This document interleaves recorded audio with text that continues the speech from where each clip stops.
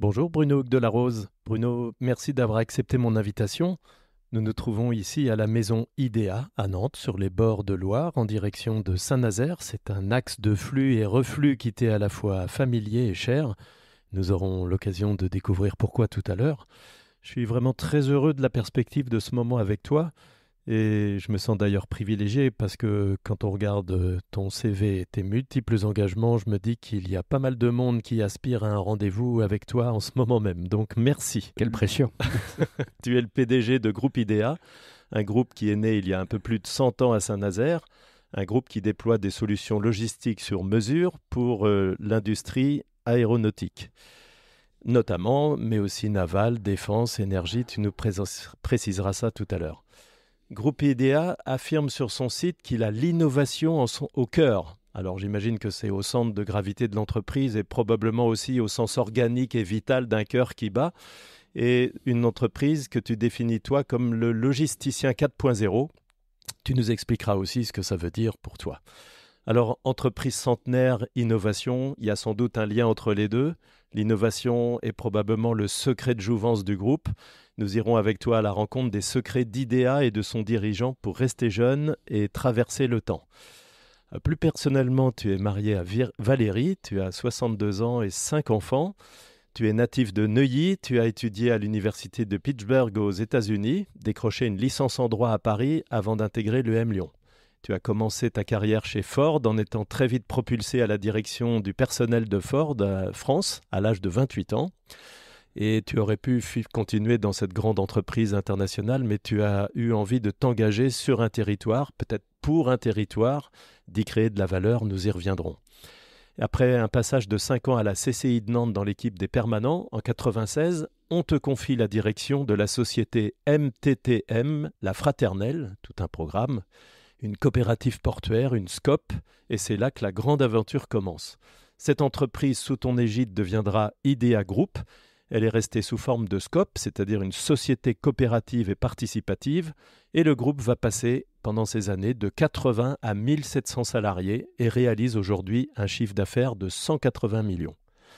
Mais ce qui me frappe, Bruno, c'est qu'en parallèle de ton métier de dirigeant, tu as eu de nombreux engagements, président du CJD de Nantes, président de la CCI de Saint-Nazaire, président de la CCI des Pays de la Loire, président du Club des 30, qui est un influent think tank de l'Ouest.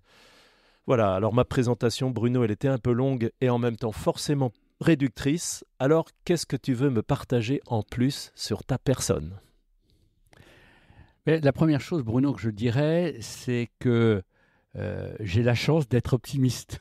Ah, formidable. Et alors, effectivement, ça se cultive toujours un peu l'optimisme, mais j'ai la chance d'être optimiste. Et je suis optimiste parce que je crois, j'ai la chance de penser que l'avenir que nous construisons avec d'autres est un avenir qui a du sens.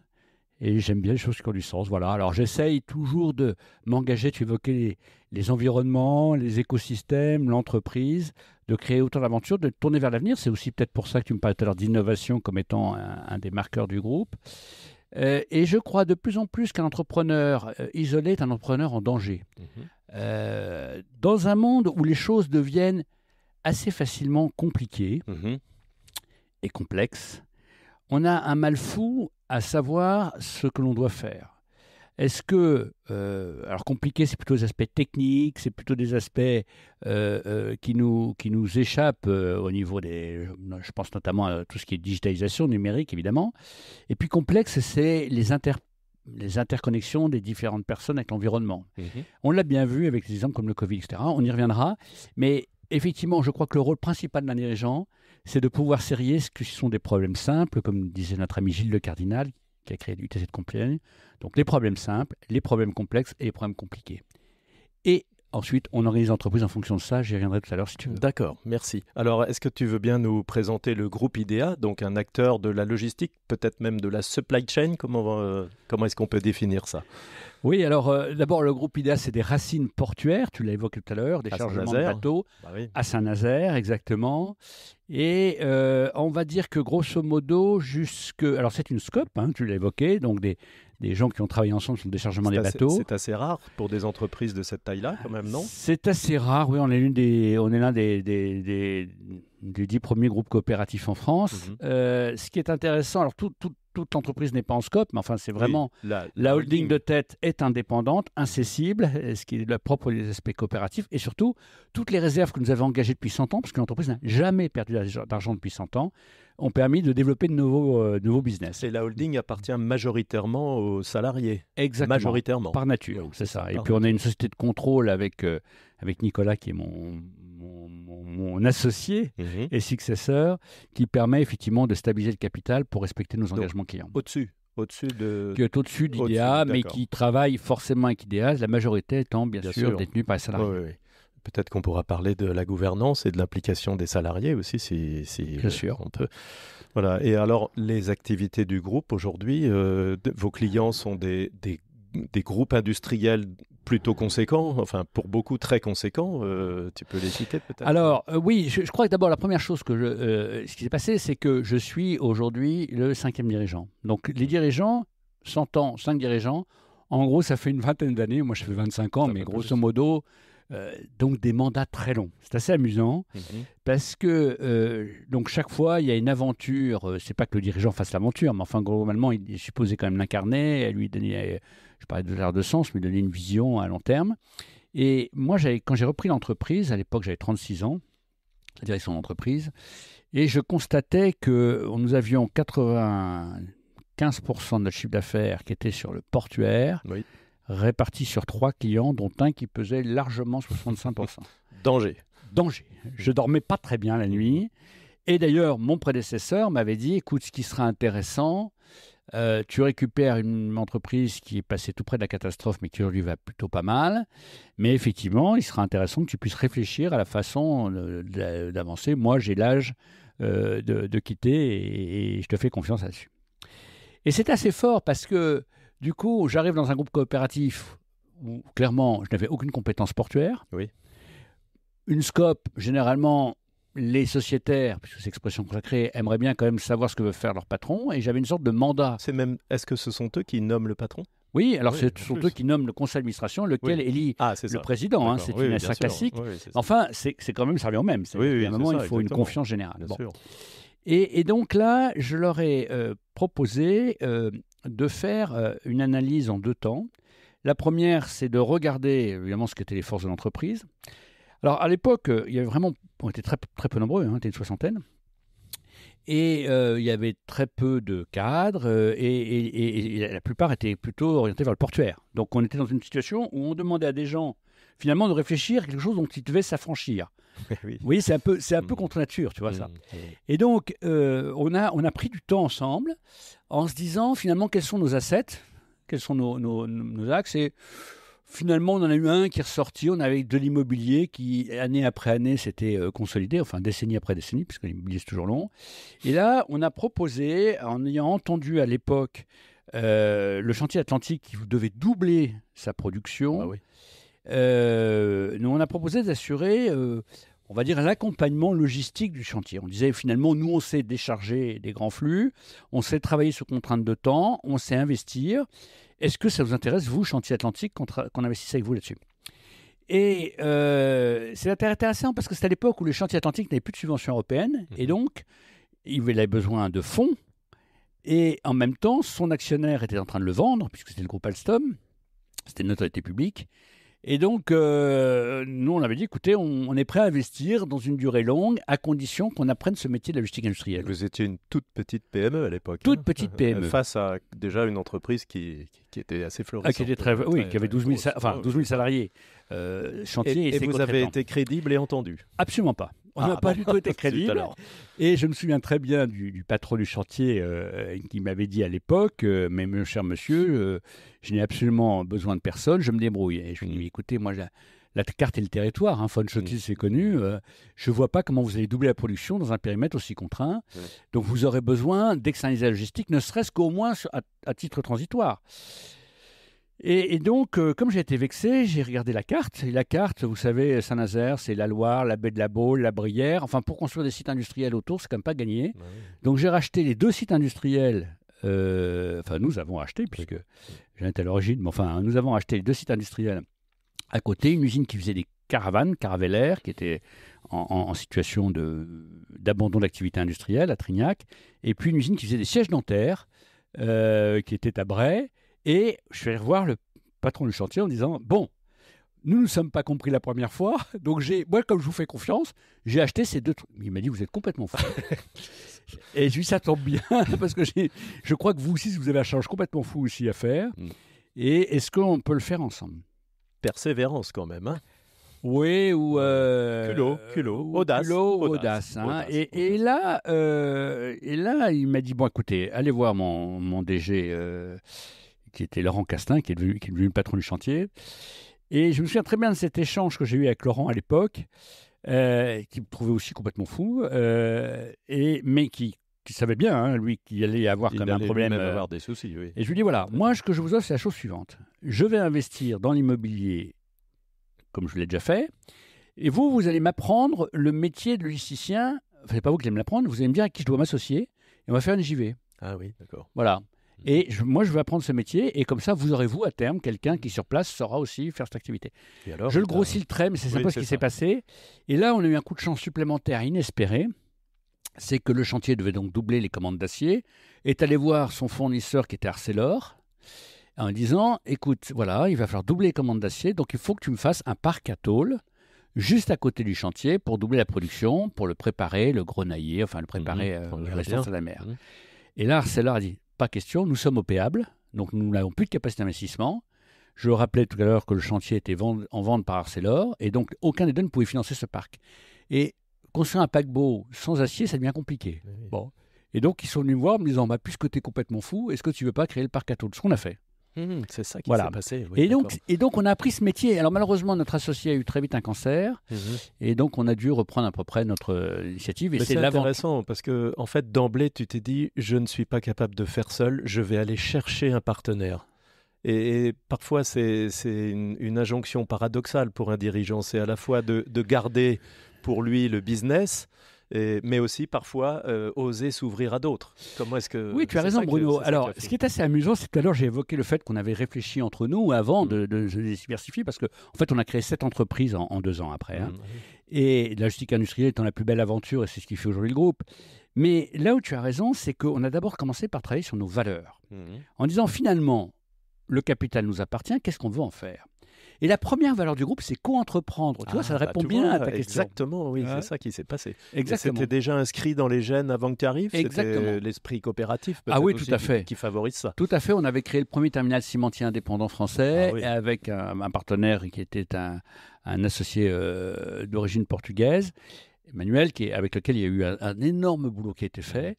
Donc oui, il y avait cette volonté de mon prédécesseur, en tout cas de s'associer, qui était dans les cultures d'entreprise. Et donc, le même pas peur, parce que quand on crée le premier terminal cimentier face à des grands comme Lafarge ou Ciment Français, c'est pas gagné. Hein. Et donc, dans l'entreprise, il y avait cette espèce de capacité à se remettre en cause. Vous savez, c'est toujours la même chose, c'est que quand on ne bouge que quand on perçoit qu'on est mortel. Et on voyait bien que dans le portuaire, 3 clients, plus quand même des conflits sociaux à répétition, plus des problèmes de réglementation qui étaient en train de se compléter, faisaient qu'à un moment, l'avenir d'entreprise ne s'écrivait pas chez nous. Quand vous êtes entreprise coopérative et que vous ne vous écrivez pas la lettre alors que vous êtes indépendant, ça ne marche pas. Il faut faire le pas de côté. Donc il faut faire le pas de côté. Et on en a fait plusieurs. Oui, c'est ça. Alors aujourd'hui, les activités du groupe, au travers de celles de vos clients déjà, qui sont-ils? Alors aujourd'hui, nous avons une vingtaine aujourd'hui, nous avons une vingtaine d'entreprises et essentiellement, nous faisons de la logistique industrielle, on viendra après sur ce que ça signifie, mais ça consiste à préparer le kilomètre amont d'une usine, le kilomètre après d'une usine et le in situ de l'usine. Le kilomètre avant, c'est en gros des plateformes de consolidation, des approvisionnements. Quand vous faites un paquebot, vous construisez un hôpital ou que vous faites une chaîne d'aviation, vous avez un certain nombre de prestataires qui arrivent du monde entier. Évidemment, c'est jamais le bon timing, surtout qu'après le Covid, et donc vous consolidez, vous préparez, éventuellement vous préparez même la mise en production de ce qui est nécessaire. Ensuite, dans l'usine, vous assurez l'approvisionnement en flux tendu dans l'usine, et pour que les les opérateurs et le personnel de l'usine, qui sont vraiment les gens qui connaissent le métier, Donc là, ne perdent pas de temps. C'est à partir de la plateforme que vous générez ces flux-là. Et dans l'usine. Et dans l'usine. On a plus de monde dans les usines aujourd'hui que dans les usines de dans vos les clients. usines, effectivement. Et on gère de l'approvisionnement en flux tendu avec des robots, c'est pour ça qu'on innove beaucoup, avec des plateformes logistiques qui vont internes dans l'usine, des petits sites logistiques qui vont assurer la productivité de l'usine. D'accord, très bien. En aidant les compagnons de l'entreprise. Une fois qu'on sait faire ça, que la production est sortie, on s'occupe des expéditions. Et dans l'expédition, ça va même chose. Du chargement d'un beluga, si c'est un tronçon d'Airbus. Dans l'usine ou... Dans l'usine, un export de produits comme MAN qui fait des moteurs diesel, ou bien... enfin, peu importe, quelles que soient les usines qu'on fait, on fait de l'export. C'est pour ça qu'on est aussi le numéro 2 de l'emballage en France, l'emballage industriel. Donc, ça explique ce métier-là. Et puis ensuite, effectivement, après, on peut gérer les flux à l'export aussi. Et c'est ce qu'on fait, par exemple, avec des gens comme Naval Group. Voilà, j'ai pris des exemples de chantiers. Donc, on travaille avec des grosses entreprises industrielles. Et en gros, on leur permet, normalement, de pouvoir se concentrer sur leur cœur de métier et nous, de travailler en périphérique. Et là, il y a un deuxième axe stratégique du groupe qui a été extrêmement important. Ça a été de définir quelle valeur ajoutée on pouvait avoir. Parce que le coup de poker du début, on ne va pas le recommencer tous les jours quand même. Un peu, on peut tenter. Pas tous les jours. Oui, c'est ça. Ça ne gagne pas à tous les coups. Ça ne gagne pas à tous les coups. Et on a pu réfléchir à ça en disant finalement, qu'est-ce qui se passe chez les gros clients industriels que je viens de citer ? Eh bien, la plupart d'entre eux sont obligés d'être en concurrence avec leurs propres, au sein des mêmes groupes, avec d'autres sites ou avec des concurrents très forts. Et leur sujet numéro 1, c'est le ROI sur la CAPEX, c'est-à-dire ce que j'investis, quand est-ce que j'en ai le payback pour créer une nouvelle ligne de produits. Alors j'avais connu ça dans l'automobile, que tu évoquais tout à l'heure, et j'avais travaillé ça aussi dans la cosmétique avant l'automobile. Et donc, j'avais vraiment en tête ça, qu'il fallait vraiment leur permettre de mettre la CAPEX là où c'était nécessaire. Surtout que mes contacts sont plutôt, nos contacts étaient plutôt des directeurs d'établissement. Oui, industriels, oui. Il y a eu quelques grands patrons que j'évoquais, mais c'est plutôt des directeurs industriels, à qui on demandait effectivement un retour sur investissement extrêmement rapide sur un achat de 2, 3 ans, 4 ans maximum pour les plus grands. Et évidemment, si vous devez développer une usine avec des bâtiments et que vous faites des investissements sur 3, 4 ans, ça marche pas. C'est pas le même. Donc très vite, on leur a dit, écoutez, nous, on est capable de transformer vos besoins de CAPEX pour assurer la pérennité de l'entreprise à plus long terme. Et c'est nous, ce qui nous intéresse, c'est la pérennité. On est capable de faire des investissements un peu plus structurants que l'on convertira en OPEX, c'est-à-dire en facturation d'accompagnement de prestation de service, avec les gains de productivité éventuels qu'on fera ensemble. Très bien. Voilà la logique de l'entreprise. Ah oui, la création de valeur est là. Et la création de valeur est là, et ce qui est intéressant, c'est que du coup, il faut une confiance. Effectivement, si vous vous contentez d'avoir des discussions avec des acheteurs, la vision est extrêmement à court terme. Très court terme, oui. Donc il faut avoir des discussions avec les directions générales. Et le plus haut possible, oui, c'est ça. Au plus haut niveau, et surtout avec une capacité d'engagement qui n'est pas qu'un engagement contractuel, un engagement de confiance. Mais oui. Donc, nos valeurs... Et vous aussi, vous avez besoin d'engagement dans la durée de la part de vos clients quand même, non ? Oui, alors... Parce que vous travaillez beaucoup bien sûr, de façon spécifique. Bien sûr, pour bien chacun. sûr, bien sûr. Mais j'ai toujours coutume de dire que ce qui me frappe le plus, c'est que ça fait 35 ans qu'on travaille avec Cargill, qui est quand même le numéro 1 de l'agroalimentaire. Il n'y a pas de contrat entre nous. Ah oui. Non, il y a une vraie confiance. C'est la confiance du temps. Absolue, et on a fait des sujets ensemble incroyables au niveau des approvisionnements, des silos, des postures. Et moi, je tiens vraiment à saluer, alors évidemment, Hervé de Pringy, qui était à l'époque le président de Cargill France, qui est un garçon très rigoureux, n'a pas donné tout de suite sa confiance. Il a fallu qu'ensemble, on puisse définir ce qu'on allait faire. Et alors justement, comment concrètement vous avez créé cette confiance? Si elle n'est pas écrite par des contrats du juridique, qu'est-ce qui s'est passé? Est-ce qu'il y a des moments où vous êtes revenu sur des événements, des choses que vous n'aviez pas bien faites et vous les avez reconnues, par exemple? C'est des choses comme ça? Alors ça, oui, bien sûr. Alors là, clairement, le droit à l'erreur fait partie vraiment du fonctionnement de l'entreprise. Non, ce qui est surtout très intéressant, c'est ce mot que tu as employé.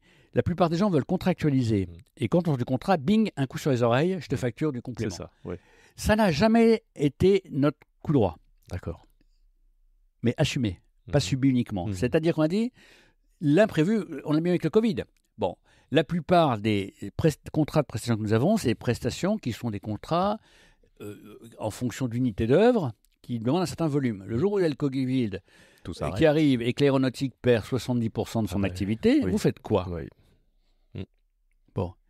Soit vous sortez le contrat, soit et le client a le même ennui que vous, voire pire. Soit on se sent lié. Soit on essaye de trouver des solutions intelligentes. C'est ça. Bon. Et le Covid est un bon exemple, puisque des approvisionnements du monde entier arrivaient pas forcément choisis. Donc en termes logistiques, c'était un vrai chantier pour parler poliment. Oui.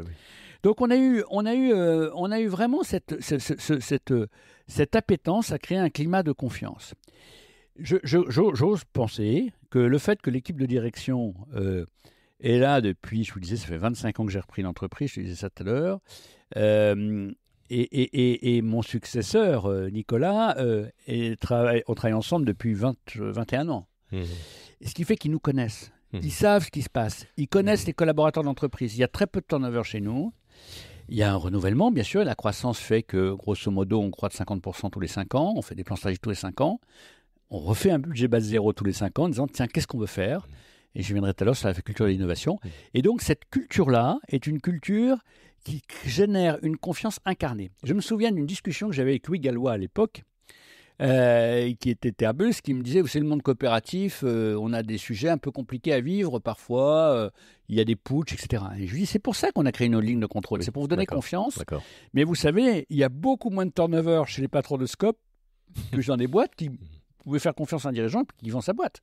Donc vous n'avez pas ce problème-là avec nous. On a reparlé assez récemment, il y a 3-4 ans, il me disait oui, c'était la VMG. Je trouve intéressant cette idée que si on veut vraiment créer une confiance profonde qui dépasse les sujets de contrat, ça doit se passer entre dirigeants. Parce que finalement, nos collaborateurs vont s'autoriser eux-mêmes à cette confiance entre eux et avec ceux de la partie prenante en face, si ils savent qu'entre les dirigeants, cette confiance est déjà créée. Donc ça veut dire que les dirigeants doivent se parler. Oui, tout à fait. Et puis c'est comme dans l'amour, hein. Il ne suffit pas de le déclarer, il en faut des preuves. Bah oui. Mais effectivement, l'une des choses qui est très importante, je reviens sur les problèmes complexes, compliqués et simples. Je reviens 2 secondes parce que je crois que c'est très important. Oui. Ce que disait Gilles Le Cardinal, c'est qu'il dit que le dirigeant doit absolument sélectionner ces 3 sujets. Si c'est un problème simple, c'est très simple, subsidiarité. C'est à l'opérateur, ou un peu plus, ça dépend du degré de simplicité, au plus près du terrain, de prendre l'initiative. Il sait ce qu'il faut faire. Et s'il ne le fait pas bien, on a des troubles en conséquence. Et donc, il faut absolument lui donner les marges, l'initiative externe. Si c'est un problème compliqué, c'est un problème d'expertise, et il faut demander à des experts. Et si c'est un problème complexe, il faut un groupe de travail ou une commission, je ne sais pas quoi, enfin quelque chose qui croise des regards. Sur le problème simple, on va dire que globalement, à part des dirigeants devenus très très rares, parce que généralement ils meurent dans ces cas-là, on fait confiance, il y a une subsidiarité. Le management moderne, actuel, est de plus en plus dans la confiance, quoi qu'on en dise. Et on est obligé de créer des processus, parce qu'il y a plus de turnover qu'avant dans les entreprises. Oui, pour conforter. Et puis il y a des règles, les ISO 9000, etc. Mais globalement, on dit aux dirigeants, à l'opérateur, au chef d'équipe, ou au directeur d'un site, tu fais ce qui est nécessaire et prends tes initiatives. Donc on me dit, écoute, ce qui est nécessaire, notamment en matière de sécurité, par exemple, ou bien en développement. Ça, c'est relativement clair. Quand tu arrives en situation compliquée, il faut des experts, il faut donc les bons experts. Et la plupart des entreprises disent, le bon expert, c'est celui qu'on a à l'intérieur, ce qui est une énorme erreur. Donc il faut avoir une capacité à travailler dans son écosystème pour, en fonction d'une cartographie des risques que nous avons et des enjeux que nous avons, trouver les bons experts. Dans l'entreprise ou à l'extérieur, d'ailleurs. De préférence dans les deux. Oui, c'est ça. Et être certain qu'eux-mêmes aient envie de travailler ensemble. Et c'est pour ça que j'ai vraiment et toujours été investi dans mon environnement en disant, ce qui est intéressant, c'est quand on va avoir des sujets qui vont devenir complexes, j'y viendrai tout à l'heure, on est des gens qui, en matière d'expertise technique, ne se remettent pas en cause déjà. Bon, je prends un exemple très précis. Le changement climatique est un problème extrêmement complexe. Mais la prise de conscience est venue des experts du GIEC, qui, eux, sont des expertises techniques. Et donc, les experts du GIEC ne disent pas ce qu'il faut faire. Ils disent ce qu'il ne faut plus faire. Après, ils disent aux politiques, qui gèrent le complexe, je vais venir après, de gérer ce sujet. Exactement. Et c'est intéressant, aux politiques, à la société, aux entreprises, etc. Bon. Et c'est intéressant, le changement climatique donne bien cette illustration de ce qu'un problème compliqué ou complexe.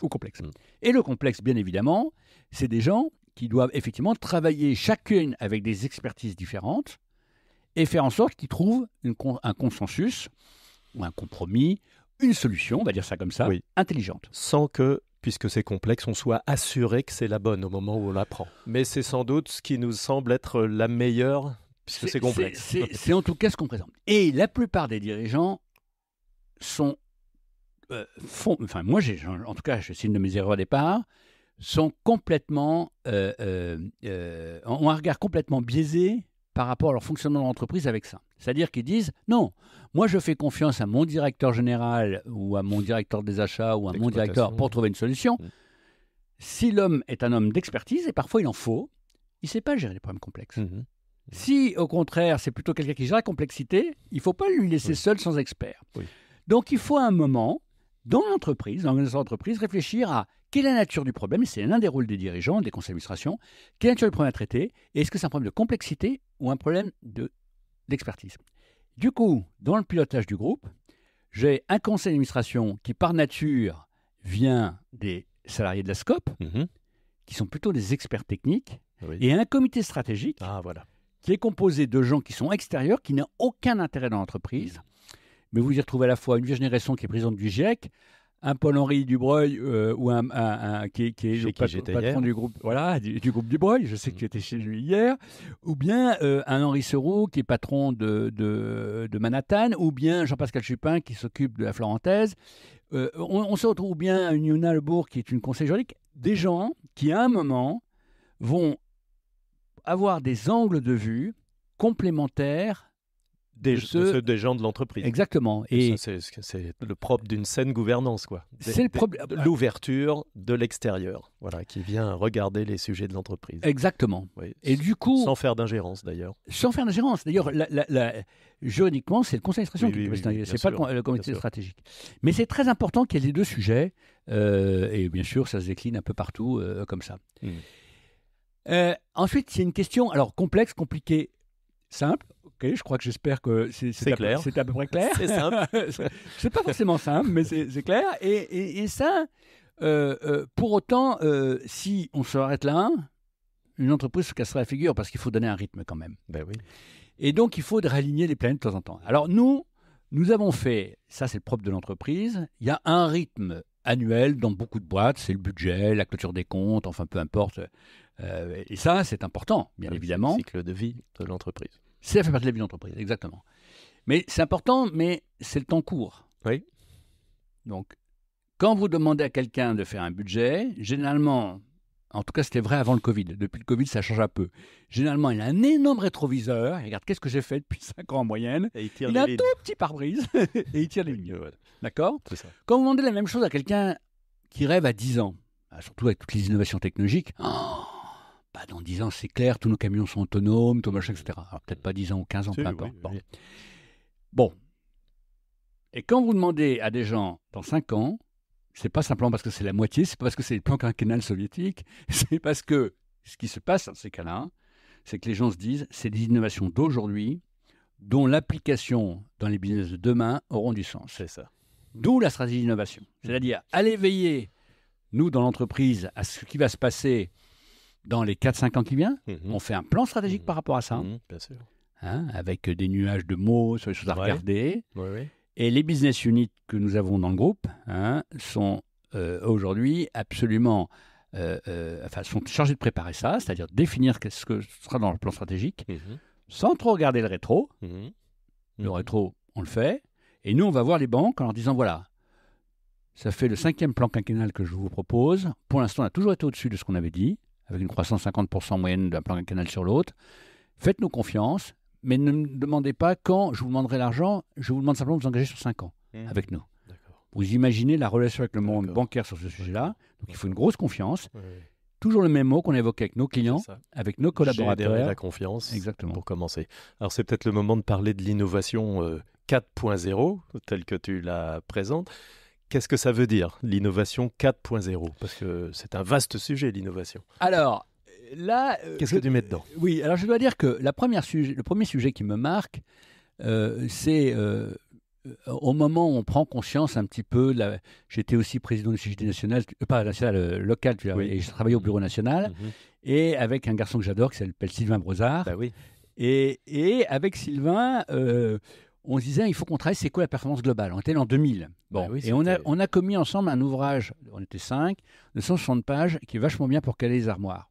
Inapplicable, non mais je dis ça en blaguant, mais inapplicable, mais on s'est dit, c'est quand même drôlement important qu'on sache comment on produit mieux pour le bien commun. Il y avait peut-être des germes de vérité quand même. Ah, il y avait des germes de vérité, J'espère, assurément. ouais. Assurément. Sous l'armoire, du coup. Sous les pieds de l'armoire. Et voilà, je me souviens, j'avais travaillé avec... bon, bref, en tout cas, on a travaillé avec des tas de gens extérieurs, et finalement, les gens disaient, bah oui, je vais être intéressant, mais c'est pas très concret, votre truc. Bon, alors, retour à la case départ, pas vraiment, parce qu'on a pris conscience de ça. Et là, je suis tombé sur Rifkin, qui m'a beaucoup marqué. Jérémy Rifkin qui a inventé le concept de la troisième révolution industrielle. Exactement, on y va. Et sur les transitions, alors il était sur les coûts marginales, on voit aujourd'hui que c'est une connerie, mais enfin peu importe, il y avait quand même un certain nombre de choses qui étaient intéressantes. Et il montrait ce changement du monde. Et moi, j'ai beaucoup travaillé dessus. Et à l'époque, j'étais devenu président de la Chambre de commerce et j'ai voulu travailler sur ce qu'on appelle la troisième révolution industrielle et agricole, la TRIA. Appliquée au territoire. En disant il faut que nos jeunes soient formés à ça. Donc, on avait des centres de formation dans les chambres, parce que c'était interconsulaire, il y avait chambre d'agriculture et chambre de métier aussi. Et donc, on disait il faut qu'on travaille là-dessus, il faut que les écosystèmes soient favorables à ça. Donc, c'est vrai aussi sur les infrastructures, les transports en commun. Il faut absolument que l'énergie soit favorable à ça. Donc, la mutation du porc qui passe des énergies fossiles aux énergies renouvelables. Donc, il y avait un certain nombre de sujets. Je prends des images un peu d'épinal, mais tu vois bien. Pour voir tout le puzzle, finalement, tout le puzzle qu'on avait à faire. Ouais. Et du coup, une fois qu'on a fait tout ce puzzle, et au fait, nous, on fait quoi là-dedans? Nous, en tant qu'entreprise, le constat macro était génial. Enfin, macro. Enfin, pas génial, mais angoissant, mais en même temps intéressant. Je me souviens, effectivement, les Jean Covici et compagnie. Donc, je trouvais ça très intéressant. Et je dis, je fais quoi? Et il se trouve que ma fille a épousé un garçon qui est ingénieur chimiste, mais environnemental, qui travaillait essentiellement dans les aspects environnementaux, notamment avec Tristan Lecomte, et qui me faisait prendre conscience des petits pas possibles dans certains groupes, grands groupes internationaux. Les déjeuners de famille ont parfois... Ouais, quelquefois c'est beau, c'est beau. Et Aurélien est un homme vraiment en qui j'ai de l'énorme confiance, et l'histoire est assez amusante parce qu'on est en train de créer une boîte, enfin on continue de développer une boîte ensemble, et globalement on s'est dit tiens, comment on peut intégrer ça?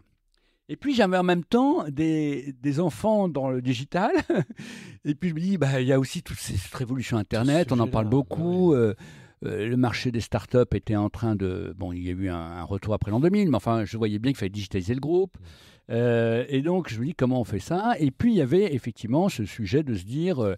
des boîtes comme Amazon qui arrivaient, et moi, Amazon, c'est un logisticien. Nouveau business model, quoi. En retail, nouveau business model. On dit, mais qu'est-ce qu'on va devenir là-dedans?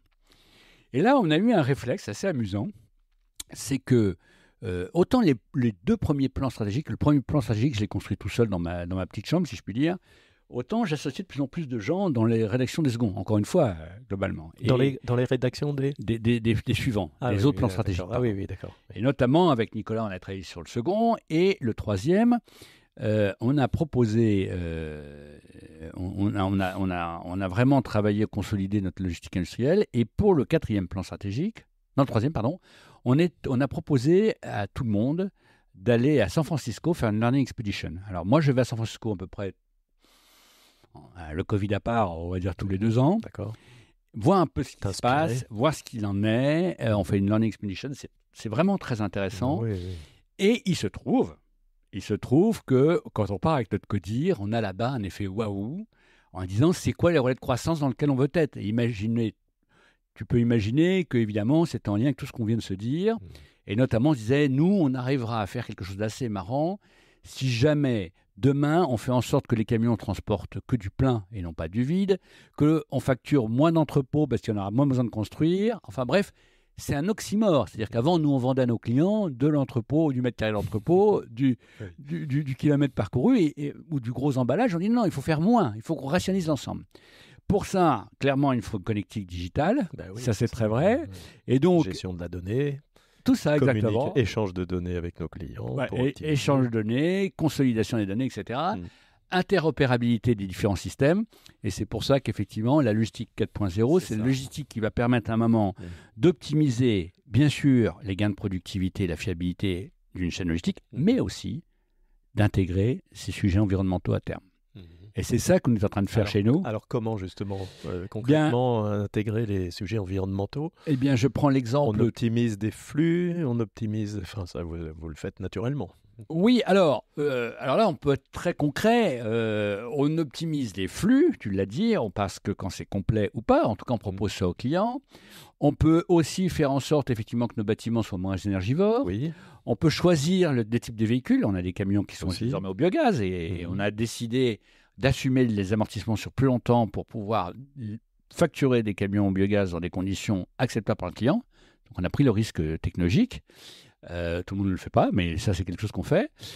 On a développé des logiciels de traçabilité assez sophistiqués qui permettent d'avoir une fiabilité auprès du client et d'éviter tout ce qui est, on va dire, tout ce qui favorisera une sobriété, on va dire, des déplacements. C'est très important. Et on est en train, effectivement, de regarder aussi comment on peut produire des énergies renouvelables. Donc, on a investi avec Engie une centrale de biogaz qui traite des déchets sur le port. On avait un ancien site Céveso de 23 hectares qui s'appelle La Barillet, qui est devenu un écoparc dans lequel on va traiter la fabrication de biogaz en train de faire de la fabrication hydrogène à base d'intrants qui sont des intrants de biomasse. Bon, et mine de rien, notre centrale, elle alimente 1900 foyers aujourd'hui. Donc, c'est des sujets assez significatifs. Et on va investir assez considérablement en photovoltaïque, puisque sur l'ensemble du groupe, on va avoir investi à peu près 30 millions d'euros d'ici 5 ans dans le photovoltaïque. Donc, tout ça pour dire qu'on a d'ailleurs investi dans une boîte qui fabrique du photovoltaïque avec le groupe SETI, qui s'appelle Systovi. La boîte s'appelle Systovi. Donc, il y a une concurrence chinoise un peu compliquée. Mais on voit bien qu'on est dans une logique où on essaye nous-mêmes de comprendre ce qui va faire la transition énergétique, la transition sociologique, la transition climatique de façon plus globale, digitale, toutes les technologies, les robots, les IA, et on fait des tests chez les clients. Avec les clients, c'est-à-dire qu'on leur dit, on prend cet engagement avec vous, s'il y a une déconvenue, on trouvera une solution alternative ensemble. Et c'est ça qu'il faut qu'on arrive à créer. Et on reboucle avec tout ce que je t'ai dit tout à l'heure, c'est-à-dire de se dire à un moment, il faut qu'on prépare une confiance de longue durée avec les dirigeants. C'est ça. Et aujourd'hui, notre robotisation, les robots qu'on a mis en place dans des entreprises comme Airbus ou bien chez, je pense aussi dans la partie navale, etc., qui sont en train d'être mis en place, vont faire sans doute des gains de productivité, mais surtout des gains de sécurité. Et des gains de fiabilité à terme. Ok, donc en t'écoutant, on voit bien le lien entre l'innovation, l'ouverture, la confiance créée avec les clients. Et est-ce que maintenant on peut revenir sur tes engagements? Est-ce qu'il y a aussi un lien? Est-ce que l'ouverture passe par les engagements que tu prends, toi, dans le monde, dans ton écosystème, avec les chambres de commerce, avec le Club des 30? Est-ce que tu fais le lien entre tout ça? Est-ce que ça nourrit aussi l'innovation? Quel a été finalement pour toi l'impact entre ces engagements que tu as pris comme dirigeant à l'extérieur de l'entreprise et le développement de ton entreprise, et réciproquement? Alors, je l'évoquais tout à l'heure, Bruno, moi j'ai eu une chance, je vais revenir un petit peu à l'histoire familiale. Mon père dirigeait un groupe textile qui s'appelait Absorbaporon, qui était un groupe relativement important, qui était de leader du textile enfant en France. Et il y a un moment, je me souviens très très bien, il m'avait fait ce constat. Papa était un garçon assez brillant, j'y étais parce qu'il est décédé depuis, et qui avait fait HEC Harvard et qui est entouré de clones de grandes écoles. Bon, je dis de clones sympathiques, des gens qui ont fait du beau parcours. Oui. Et donc, il me dit c'est assez drôle parce qu'il y avait 3 enjeux que nous avions en développant le groupe. Il y avait l'innovation, l'international et la distribution. Le fait qu'on soit tous produits on va dire, aux grandes écoles, etc., fait qu'on a vécu l'international plutôt bien. En innovation, ils étaient top. C'était les premiers à faire des électralaser en découpe de vêtements. Mais alors, par contre, on n'a rien vu sur la distribution. On n'a pas compris. Bien sûr qu'on voyait que nos petites entreprises de mercerie locales perdaient mais on n'a pas compris le virage à la grande distribution. Et du coup, ils sont aveuglés. Ça a coûté la vie du groupe. C'est-à-dire que du jour au lendemain, il y a une OPA qui a été faite par Zanier sur la boîte familiale, et en bonne et due forme, si je puis dire, hein, puisqu'il y a des gens qui ont vendu, mais du coup, la famille a éclaté, entreprise familiale classique, parce que certains ont dit, c'était l'époque où ils étaient rentrés sur le second marché, quand certains ont dit, écoutez, c'est l'occasion pour nous d'avoir une rentabilité importante, d'où le problème de l'actionnariat des boîtes familiales. J'ai été marqué au fer rouge, parce que du jour au lendemain, alors que je me voyais bien continuer un petit peu avec mon cher père, à 18 ans, je me suis retrouvé... Terminé. Ruiné. Ruiné. Ruiné avant d'avoir touché. Ouais, exactement. Ça fait pas plaisir non plus. Non, mais c'est la chance de ma vie. Donc j'ai remercié, je disais ça à papa sur son... Il y a un peu de temps, on a eu une discussion assez forte avant qu'il s'en aille, et je lui disais, tu peux pas savoir comme je te remercie de m'avoir permis un prénom. Et du coup, dans l'éducation que ça t'a appris quoi? Ça t'a appris quoi? Ça m'a appris que ce qu'il faut, c'est effectivement pouvoir donner envie de s'exposer, d'oser pour construire l'avenir, mais que le système de garantie, d'héritage, de machin est un sujet qui est d'abord complexe et pas forcément un cadeau. Et du coup, dans l'éducation que j'ai essayé de donner à mes enfants, mais je viendrai après. On en reparlera de tes enfants, oui. Ça a été très fort. C'est-à-dire de dire, apprenez l'esprit d'entreprendre plutôt que l'esprit de gérer votre patrimoine. Oui, enfin, si tant est d'ailleurs qu'ils n'ont... Enfin bref. Voilà. Donc, je reviens là-dessus, c'est-à-dire qu'il y a un moment, je me suis dit, du coup, je reviens sur les clones. Ne t'entoure pas de clones. Ah oui. Ne t'entoure pas de clones. Apprends à voir des gens différents. Et ta question sur l'écosystème, c'est ça. C'est qu'est-ce qui me donne des gens qui ne sont pas des clones, qui vont découvrir des environnements assez forts. Je me souviens quand papa a été le premier patron du textile à faire le 13e mois, il a été totalement rejeté par les autres patrons. Ils sont dit, tu nous ennuies, tu vas créer un précédent. Ouais, ça a été très compliqué. Et je me souviens très bien qu'à l'époque, il a vécu ça comme non pas comme une trahison, mais comme un aveuglement pour l'avenir. Et quand on voit ce qu'est devenu le textile en France, ça fait froid dans le dos, quoi. Et donc, on dit, c'est contre-intuitif. Il dit non, moi j'ai vendu le 13e mois sur les tâches à valeur ajoutée, mais j'avais des usines au Maghreb et en payant. Mais j'avais les deux. Sinon, ça ne marchait pas. Bon, voilà. Donc, moi, je me dis à chaque fois, mon écosystème est important. Donc, les centres de formation, les centres d'innovation, c'est comme ça qu'on a travaillé sur des sujets comme l'IRT Jules Verne, toujours avec des confrères, avec des... Je vois, on travaille beaucoup avec le groupe d'AR. C'est une logique, on fait le même métier en partie, mais on est complémentaires. Il y a des moments, comme toujours, où il y a des besoins de clarifier les sujets, mais globalement, moi je considère qu'à deux, on est plus fort dans le fonctionnement qu'on a, dans l'histoire qu'on a eue. Bon, et après... Mais je crois que pour ceux qui nous écoutent, c'est facile à comprendre qu'en sortant de son entreprise, on s'ouvre et que ça amène des idées, ça régénère, etc. Ça donne de l'oxygène. Mais concrètement, quand on est dirigeant d'entreprise, il y en a, j'en connais beaucoup qui disent « Mais moi, c'est un job à temps plein, dirigeant de mon entreprise. Je ne suis pas capable de m'engager à l'extérieur. » Quelle est la part de ton temps que tu consacres strictement à l'entreprise, directement là, dans tes bureaux, auprès de tes équipes, sur les sites, et la part que tu consacres dans des instances autres? Tu l'estimerais à combien ce ratio? Ça dépend des moments de la vie. Ça a dépendu au début, des moments. J'étais à 100% d'entreprise, et puis le CJD, j'ai à un moment été plus qu'à 70% dans l'entreprise. Mais simplement, c'est pas 70%, 35 heures. Bon, donc la première question, c'est tu fais bien les 35 heures. Alors, je blague. Mais oui, bien sûr. Bon, le sujet, c'est moi, je vois ça comme, je vais prendre une analogie avec le monde médical. Moi, un médecin de famille qui a 60 ans dit je vais jamais me former, j'ai pas envie de rester client chez lui. Excusez-moi, patient, parce qu'il y a tellement d'innovation en permanence. Donc, je considère que ça fait partie du job. Ça fait partie du job. Et on ne peut pas se former seul. C'est comme ça qu'il faut l'aborder. Ah oui. Voilà. Ah oui. Et moi, un dirigeant qui ne se forme pas et qui a des réponses du type on a toujours fait comme ça, je ne sais pas comment on raisonne leurs clients. Je peux que t'encourager à le dire et à le redire. Moi qui dirige le campus des dirigeants, je partage. Voilà, exactement. Oui. Et c'est vrai pour les salariés. Donc ça veut dire qu'il faut aussi accepter que les salariés se forment. Je ne sais pas. Moi, je dirais qu'aujourd'hui, sur une base 70 heures par semaine, allez, je fais moite-moite. Oui. Mais alors, aujourd'hui, je suis un peu plus âgé. C'était pas le départ. Oui. Et puis, ça veut dire que ça tourne derrière, quoi. Oui, alors, puis il y a un autre effet. Il y a un autre effet, c'est que si tu veux faire grandir les gens de ton équipe, si tu viens les emmerder tous les jours, moi j'ai souvenir le nombre de dirigeants qui disent je suis le premier à ouvrir la boîte et le dernier à fermer. Ça n'a aucun sens. Je me dis quelle horreur. Oui, bien sûr. Quelle horreur, parce qu'ils sortent.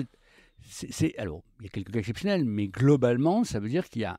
Ça peut signifier « je n'ai pas confiance dans les équipes ». Oui. Ou c'est une fausse idée de l'exemple à donner, quoi, qui n'est pas approprié. C'est pas à cet endroit-là qu'il faut donner l'exemple. C'est peut-être pas sur ces sujets. Qu'est-ce que demande une équipe à un dirigeant? C'est de faire les bons choix. Bah oui, c'est ça. Il ne demande pas d'être là le matin et là le soir, il demande d'être là les bons choix. Bien sûr. Et de leur faire confiance. Bruno, je sais que comme beaucoup de papas, tu es fier de tes enfants. J'aimerais bien que tu nous parles un peu de en quoi tu es fier de tes enfants. Alors, je suis plus heureux que fier, mon cher Bruno. Ah oui, oui, oui. Fier est un mot... C'est un mot que tu n'aimes pas, peut-être. Non, c'est un mot que je n'aime pas beaucoup. Mais c'est pas toi, tes enfants. Ils sont. Oui, mais c'est un mot qui est assez... pour moi, qui est assez clivant, assez élitiste. Non, je dis que je suis heureux. Alors peut-être que... Tu es heureux de les voir évoluer. Je suis heureux parce qu'ils sont surtout, me semble-t-il aujourd'hui, épanouis. Et c'est ça qui m'a...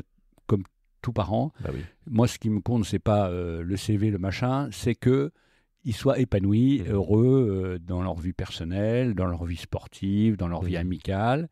Et il se trouve qu'en matière professionnelle, effectivement, ça marche plutôt pas mal pour certains d'entre eux. Donc, on peut le dire. Ils sont tous entrepreneurs ou co-entrepreneurs. Alors, quand je dis entrepreneurs ou co-entrepreneurs, ils ne sont pas tous fondateurs de leur boîte ou dirigeants exécutifs, mais ils font partie souvent des COMEX, des comités dirigeants, ou bien ont des relations tellement fortes avec le dirigeant en étant coactionnaire qu'il y a une relation équivalente. Et alors c'est assez drôle parce que donc en fait, je reviens à San Francisco.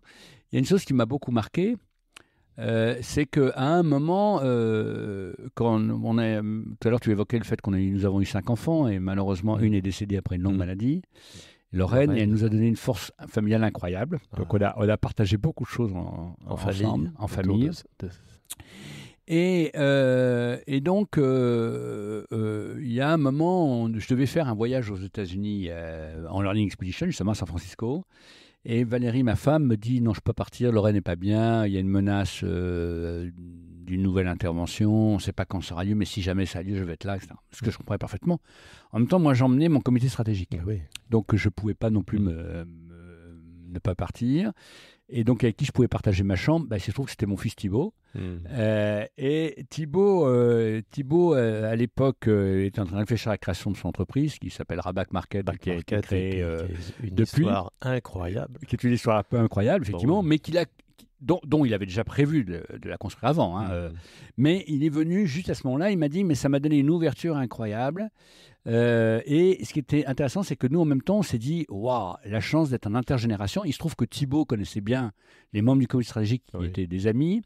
Et il s'est passé des choses entre nous assez fortes là-bas, en disant, tiens, tu vois ça comment? Mais c'est marrant ce truc moderne. Je me souviens, il y avait le démarrage de Slack, par exemple. Bon, moi, Slack, on ne connaissait pas, nous, les dirigeants. Donc, on découvrait des trucs comme ça. Et nous, il nous disait, non, c'est vachement bien, mais enfin, vous ne travaillez pas avec ça, c'est nul. Enfin, bon. et donc, je me souviens très bien, on avait des discussions comme ça. Et puis, nous, on voyait s'émerveiller sur des choses qui n'avaient pour nous, aucun intérêt, qui étaient assez banales. Mais la discussion était très intéressante. Super. Et en plus, il y avait un moment où on a échangé beaucoup tous les deux. Et je me souviens que, du coup, ça m'a beaucoup marqué parce qu'il y a une espèce d'intimité avec Thibaut. Qui a fait donc Back Market. Back Market aujourd'hui, c'est une entreprise qui est assez significative, on va dire, c'est une des licornes françaises. Et il a fait, moi, ce qui me rend le plus heureux, c'est qu'il l'a fait sans jamais renier ses convictions, avec une bande ses 2 associés, la Vianney et Quentin, sont super, l'équipe qui l'entoure, et ça c'est bon, maintenant ils sont 700 ou 800, je ne sais pas très bien, parce qu'il y a eu petit justement, ils sont présents sur 18 pays. Et il a aussi des financeurs qui l'accompagnent de façon durable. Ça, c'est très important. Il enchaîne les levées de fonds, quoi. Oui, alors les levées de fonds en ce moment, c'est moins bon, mais enfin, effectivement, il a enchaîné quelques centaines de millions de levées de fonds. Et donc, aujourd'hui, c'est une boîte qui est une réussite et qui, pour l'instant, et c'est surtout ça qui est important, a du sens. C'est-à-dire qu'il est en train de se battre pour éviter, pour recycler, pour reconditionner. Et ça donne à la fois du pouvoir d'achat et un conditionnement. Et donc, il y a un vrai combat. Je parlais de la 3e révolution industrielle et tous mes enfants sont en train de s'engager dans des sujets comme ça. C'est magnifique. Pratiquement tous. Et c'est ça qui est extraordinaire, c'est qu'ils font à la fois de l'économie, etc. Et la chance que nous avons eue, c'est que j'ai pu dire à mes enfants, tout à fait au départ, comme c'est une scope, c'est pas vous qui reprendrez la boîte. Tu te souviens de ce que je t'ai Mais dit oui, sur mon oui, père, oui, tout à fait. hein? Oui, Bon. oui. Donc, je vous donne La la boucle est liberté. Je vous donne la liberté, c'est pas le mot, ils la prennent largement. Mais je vous accompagne. Prenez l'initiative. Je mettrai, si je peux mettre au capital pour vous aider, je le ferai. Mais faites ce que vous avez à faire. Et d'ailleurs, c'est amusant parce qu'on a 2 holdings familiales. Il y en a une qui est dans laquelle sont plutôt logés les actifs de l'entreprise. Mhm. Et l'autre qui a des prises de participation dans les startups, dont la plupart de mes enfants et PS et valeur ajoutée. Donc vous êtes co-actionnaire On est des co-actionnaire, entreprises. mais c'est ciblé, c'est-à-dire que je suis seul à assurer la gestion de cette Oui. deuxième entreprise, D'accord. alors qu'ils sont associés à la Oui, première, d'accord. parce que c'est assez drôle, c'est contre-intuitif. La première, c'est mon job de tous les jours. Oui, c'est Là, ça. j'ai voulu qu'il soit là, Oui. parce que comme dans l'avenir, il y aura un moment des sujets capitalistiques à se poser si jamais il m'arrive un accident, il faut qu'ils sachent ce que c'est. Il faut qu'ils sentent l'entreprise pour accompagner l'entreprise. La priorité, c'est bien accompagner IDEA. Donc dans certains son sont développement. dans le comité stratégique, justement. Non, ils ne même sont pas dans pas. l'entreprise stratégique, mais je leur fais un bilan assez important. Ils savent qu'il faut appuyer Nicolas et ils savent qu'on est... Bon. Dans l'autre sujet, c'est différent. C'est un peu mes coups de cœur personnels. Et j'aurais posé la question parce qu'au moment où on a voulu créer, où Thibaut a créé Back Market, je dis j'étais prêt à l'accompagner volontairement et je lui dis qu'est-ce que tu veux que ce soit? Est-ce que tu veux que ce soit la holding familiale ou à titre personnel? Et j'ai demandé ça à tous mes enfants en même temps. Bien sûr. Ça, je conseille de faire ça. Bah oui. J'ai dit, vous me répondez surtout pas tout de suite. Il fait passer le week-end à la maison, vous me répondez pendant le week-end. Et bon, tous disent séparément, ah non, ça, pas ensemble. Parce que si jamais ça se casse la figure, ou D'accord. ils étaient plus soucieux du de fait que ça l'unité se... familiale. Voilà. Alors oui, ça a plutôt très bien marché, donc Oui, c'est un autre sujet. oui. Mais c'est pas grave. Oh, c'est pas grave. Et puis ça nous aide à développer de nouvelles affaires. Et voilà, c'est pour ça que je dis que je suis heureux et non pas fier. Je suis heureux de penser que la relation que j'ai avec chacun de mes enfants, que ce soit Thibaut, Marine, Thomas ou Côme, soit une relation où ils aient la liberté de faire leur choix. Côme n'a pas voulu choisir d'investir dans sa boîte. Bon. Et sur le coup, je me dis, pourquoi? Parce que je t'embête, ou pour pas dire autre chose, ou parce que tu as peur que ça se passe pas bien. Je n'ai jamais eu cette réponse-là. Mais tu respectes. Mais je respecte ça. Super. Et c'est sans doute l'une des entreprises qui démarre le mieux, avec le plus de potentiel, etc. Et je trouve ça, je suis alors là, je suis très fier de ce qu'il fait lui, parce que et je suis heureux pour lui qu'il le fasse aussi, mais voilà. Et Thomas fait un autre choix. Il fait un film sur sa sœur et il aide son cousin à faire du bacon végétal, ça s'appelle La Vie. Il fait un travail remarquable là-dessus. Et Marine, elle est en train de travailler sur la gestion de la santé de demain dans une boîte qui s'appelle Kipling pour aider avec une connexion data à améliorer la santé des patients. Aurélien travaille aujourd'hui dans Deo Silva pour gérer les forêts de façon plus intelligente, notamment sur le bilan carbone.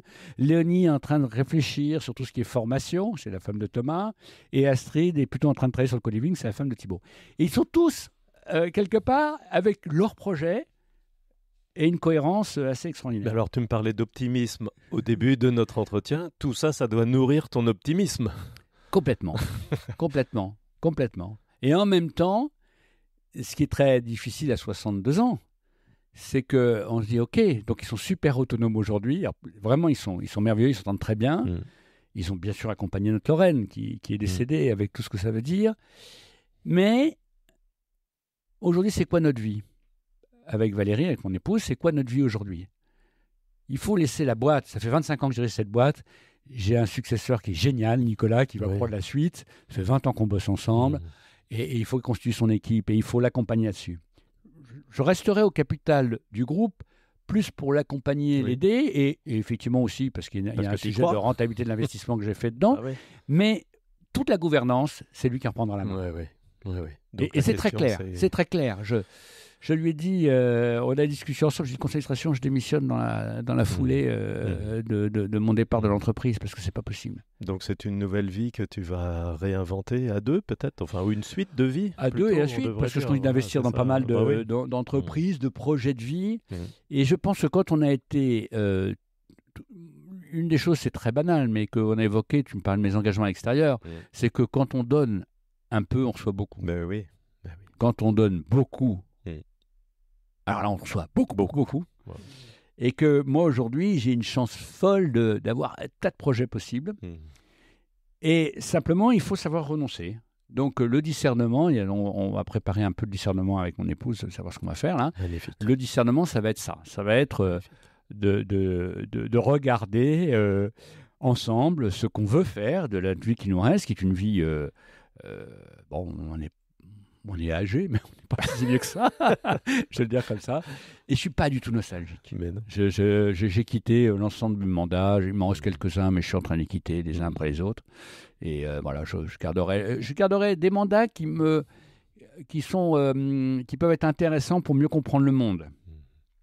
Dans les centres d'innovation, dans les startups, à la Banque Populaire, où je suis président du comité d'audit de la Banque Populaire Grand Ouest, des trucs comme ça qui me donnent des éclairages matriciels sur le monde. Parce que je voudrais surtout être capable de comprendre, je ne sais pas, mais en tout cas, dans quel monde tu vas vieillir. D'essayer de comprendre. Oui, et puis à quoi on peut créer, contribuer au bien commun, parce qu'il y a ça quand même qui est derrière. Oui. Merci Bruno. Alors j'ai 3 questions pour terminer notre entretien, toutes simples. La première, c'est quand tu vas passer la main officiellement à Nicolas, ton successeur, quel sera le plus beau compliment qu'on puisse te faire sur ton parcours d'entrepreneur? Le plus simple dans ces cas, le plus franc, hein, c'est un super nouveau patron. Ah, excellent. Mais oui. Tu as fait émerger un super nouveau patron. Oui, parce que je pense que c'est très difficile. Moi aujourd'hui, on vit avec Nicolas, de temps en temps, on s'entend très très bien, mais on vit des moments existentiels aussi en même temps. Lui, c'est un étalon, il est brillant et il a envie de prendre la main. Il a quand même 52 ans, comme il dit. Bon. Il piaffe un peu. Ouais. Non, mais je lui laisse complètement. Je m'efface. D'ailleurs, les gens qui me connaissent depuis le début disent c'est marrant, tu dis plus rien. Je dis, de toute façon, il n'y a pas une feuille de papier à cigarette entre Nicolas et moi. Et je m'efface. Il faut que je parte. Et donc, bon, il faut le temps. On a fini les activités portuaires affiliées, mais globalement, il faut le temps. Et je dis, moi, je suis très reconnaissant à cette capacité de Nicolas à prendre la main, le leadership. Et de le faire en étant globalement plutôt délicat. Vous savez, c'est toujours la même chose. Il faut que le patron dise « voilà mon successeur » et il faut que le successeur dise « voilà encore mon patron ». C'est ça, magnifique. Dès qu'on commence à sortir de ça, il y a des problèmes existentiels qui arrivent. Merci. Et ma deuxième question, c'est si tu avais la capacité de prendre un café avec un personnage célèbre, vivant ou mort, qui tu choisirais? Alors moi, c'est très clair, en tant que croyant, ça serait le Christ, parce que c'est quand même, pour moi, et c'est quand même unique cette histoire de la Bible, du Christ, quand même, qu'on soit croyant ou pas, c'est quand même quelque chose qui a marqué le monde. Hein. On peut parler des racines indéniables. Bon. Et le Christ, quand même, c'est assez extraordinaire, parce qu'on attendait un chef, un leader, un gars qui allait mettre tout le monde au pas, etc. Pas du tout. Un pauvre parmi les pauvres, pas un pauvre, un serviteur qui est resté discret pendant 30 ans, bon après il y a eu 3 ans un peu animé, mais qui est resté, et non pas simplement par obéissance à son père, c'est un croyant ça, mais aussi pour permettre aux hommes et aux femmes de se relever. Et je trouve ça magnifique. Mais alors, je pousse encore plus loin la question qui me brûle, c'est quelle est la question que tu lui poserais?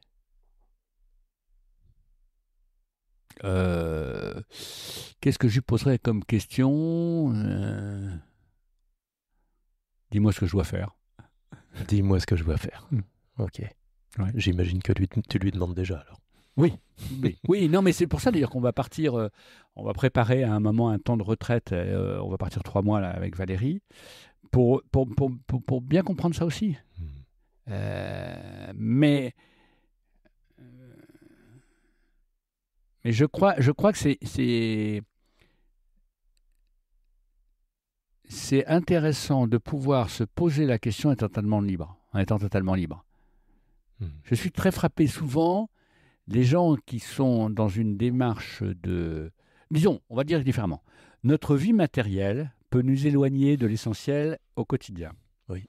Et généralement, ce qui nous y ramène à des moments un peu difficiles, c'est les douleurs de la vie. Hein. Un enfant malade, une séparation de couple, une entreprise qui dépose bilan. Et alors, tout le monde n'est pas croyant, on s'en fout, mais enfin, on se rend bien compte qu'à ces moments-là, il y a des questions sur le sens. Quoi. Voilà, on est interpellé. C'est ça.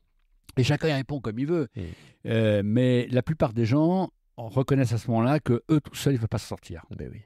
Ils ont besoin d'être accompagnés, d'être aidés, peu importe l'expression. Voilà. Bon, et moi, je préfère me référer à quelque chose, à quelqu'un et à quelque chose qui a du sens par rapport à ce que je veux faire. Mais je comprends très bien que d'autres ont envie de faire d'autres choix. En tout cas, il ne faut pas rester isolé. Voilà, c'est la conclusion. Merci Bruno Delarose, j'ai passé un moment formidable. Je venais rencontrer un dirigeant, mais j'ai surtout rencontré une personne, et ça j'adore. C'est ce que je veux faire au podcast du Campus des dirigeants. Merci pour ce temps partagé. Merci Bruno. Et merci de m'avoir partagé un peu de ton intimité. À bientôt. Merci beaucoup Bruno.